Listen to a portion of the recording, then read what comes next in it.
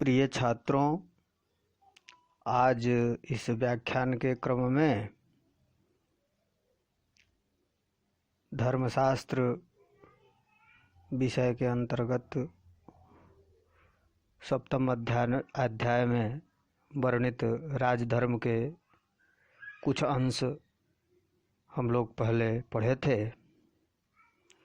उसी से आगे आज हम लोग फिर से पढ़ेंगे। तो आइए देखें श्लोक। यस्य प्रसादे पद्माश्रीर विजयश्च पराक्रमे मृत्युश्च वसति क्रोधे सर्वतेजो मयो हि सः। राजा की चर्चा चल रही थी, जिसमें राजा के बारे में बताया जा रहा है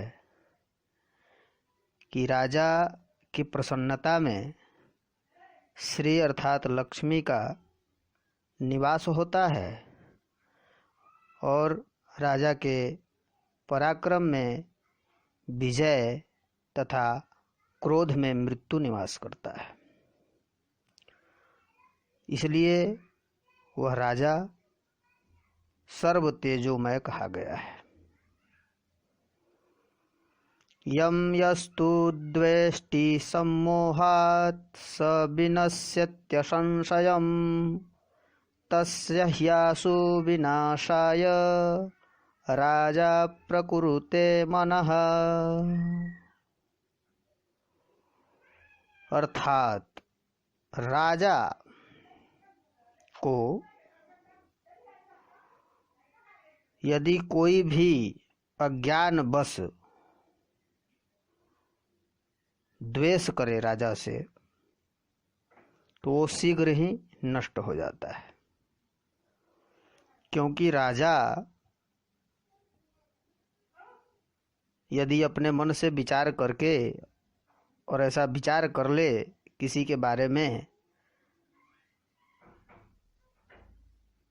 कि ये नष्ट हो जाए, तो वो नष्ट करने में समर्थ है।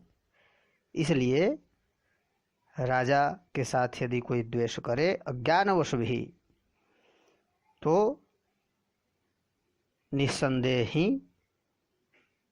द्वेष करने वाला व्यक्ति नष्ट हो जाता है। तस्मात् धर्मम यमिष्टेषु सव्यवस्ये नराधिपः अनिष्टम चाप्यनिष्टेषु तम धर्मम न विचालयेत्। अर्थात राजा जो भी धर्म नियम कानून इत्यादि जो भी बनाता है, किसी भी कार्य धर्म आदि की जो व्यवस्था करता है, उसको, उस व्यवस्था को, उस नियम को, उस धर्म को किसी के द्वारा उल्लंघन नहीं किया जाना चाहिए।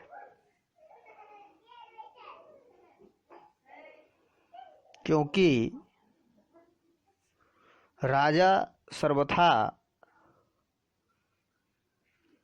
दंड आदि देने में समर्थ है। अतएव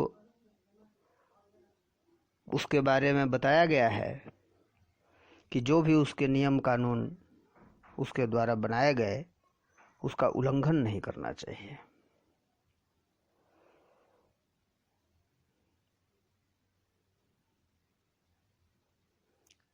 आगे दंड के बारे में चर्चा प्रारंभ हो रही है,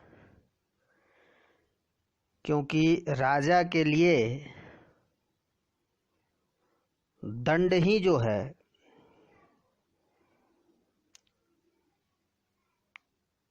वो राज्य चलाने का कार्य करता है। उसी दंड से राजा अपने राज्य का संचालन करता है। तो दंड की चर्चा पर हम लोग विचार करें। इस श्लोक से प्रारंभ है। तस्यार्थे सर्वभूतानां गोप्तारं धर्ममात्मजं ब्रह्म तेजोमयं दंडम असृजत पूर्वमीश्वरम।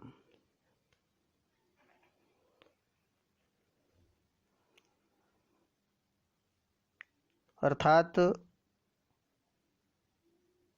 राजा के संपूर्ण कार्य की सिद्धि के लिए, राजा के संपूर्ण कार्य की सिद्धि के लिए भगवान ने और संपूर्ण जीवों के रक्षा के लिए धर्म स्वरूप इस दंड की सृष्टि की है। तस्य सर्वाणि भूतानि स्थावराणि चराणि च भयाद भोगाय कल्पन्ते स्वधर्मान् न चलन्ति च। क्योंकि यही जो धर्म स्वरूप दंड है, इसी दंड के कारण, इस दंड के भय से स्थावर जंगम आदि जितने जीव हैं सभी अपने अपने कर्म को भोगने के लिए समर्थ होते हैं। अर्थात अपने अपने धर्म कर्म में लगे रहते हैं। अर्थात ये कह सकते हैं कि जिनका जो धर्म है, जिनका जो कर्म है, उसको वो सम्यक रूप से पालन करते रहते हैं, उससे वो विचलित नहीं होते। तम देश कालौ शक्तिं च विद्यां चावेक्ष्य तत्वतः यथार्हतः संप्रणयन् नरेष्वन्यायवर्तिषु।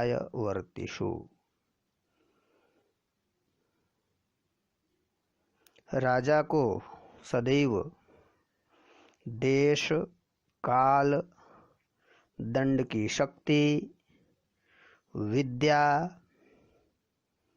आदि का ठीक ठीक विचार करने के पश्चात ही जो अन्यायवर्ती है, अर्थात जो अपराधी है,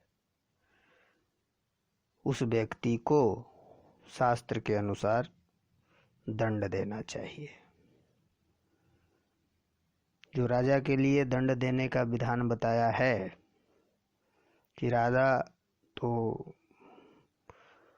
अपराधी को उचित जो दंड है वो देवे, लेकिन दंड देने से पहले देश काल शक्ति विद्या इत्यादि का विचार करके ही दंड को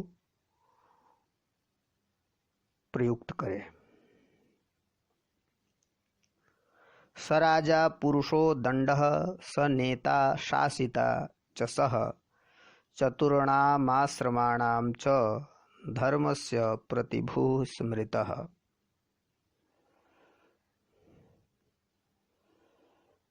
कह रहे हैं स राजा पुरुषो दंडः, वह राजा जो है वह राजा नहीं, वह दंड ही है। अर्थात दंड ही राजा है। क्यों? क्योंकि दंड में ही राज करने की शक्ति है।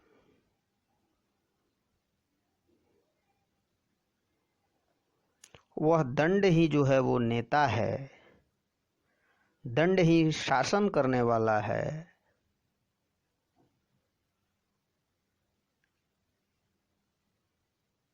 और वह दंड ही चारों आश्रमों के धर्म का प्रतिभू भी कहा गया है। दंडः शास्ति प्रजाः सर्वा दंड एवाभिरक्षति दंडः सुप्तेषु जागर्ति दंडम धर्मम विदुर्बुधाः। दंड ही सभी प्रजाओं का शासन करता है, दंड ही सभी प्रजाओं की रक्षा करता है। सभी के सोने पर भी दंड ही जागता रहता है।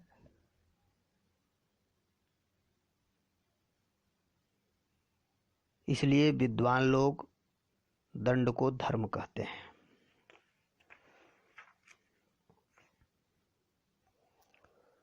समीक्ष्य स धृतः सम्यक् सर्वारञ्जयति प्रजाः असमीक्ष्य प्रणीतस्तु विनाशयति सर्वतः।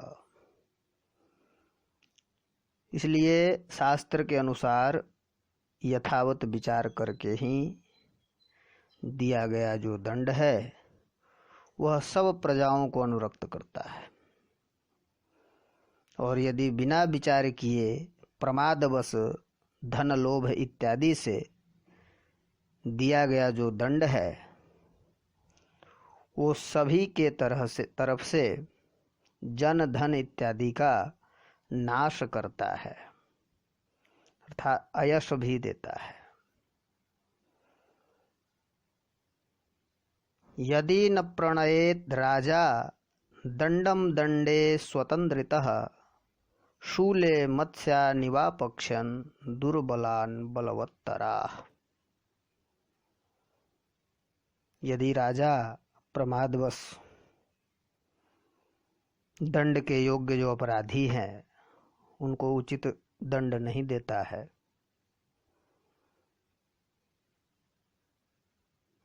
तो क्या होता है, इससे बलवान लोग जो है वो दुर्बलों को वैसे ही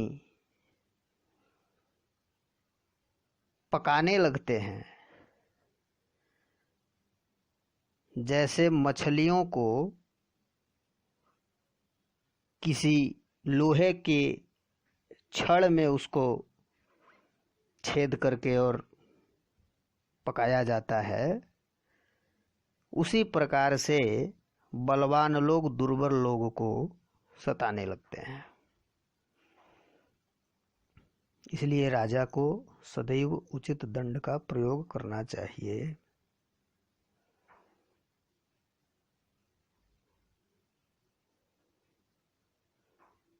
अद्यात् काकः पुरोडाशं स्वाचलिह्यात् हविस्तथा स्वाम्यं च न स्यात् कस्मिंश्चित् प्रवर्तेत अधरोत्तरम्। यदि राजा अपराधियों में दंड का प्रयोग नहीं करे तो क्या होता है, उदाहरण स्वरूप बताते हैं। कौवा जो यज्ञान्न पुरोडाश आदि है उसको खाने लगता है। कुत्ता जो है वो हविष्यान्न है उसको चाटने लगता है। जो अनधिकारी हैं, वेदबाह्य जो मूर्ख लोग हैं, वो यज्ञ को दूषित करने लगते हैं और किसी पर किसी का भी प्रभुत्व नहीं रह जाता है। अर्थात बलवान लोग दुर्बल की संपत्ति छीनकर लूटकर स्वयं मालिक बन बैठते हैं और जो नीच लोग हैं वो श्रेष्ठ बनने लगते हैं, बड़े बनने लगते हैं।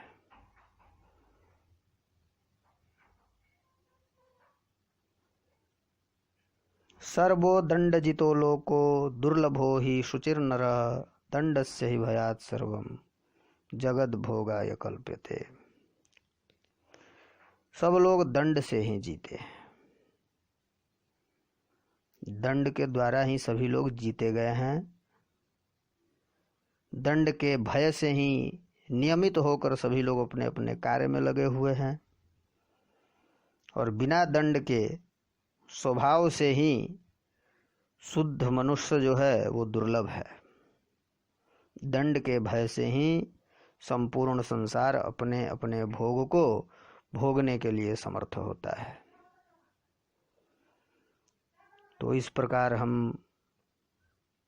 राजा के द्वारा दंड के प्रयोग के बारे में हम लोगों ने श्रवण किया, मनन चिंतन किया। इसी क्रम में फिर आगे के व्याख्यान को लेकर के अगली कक्षा में फिर से उपस्थित होंगे। तो आज के लिए बस यहीं पे विराम करते हैं। ओम।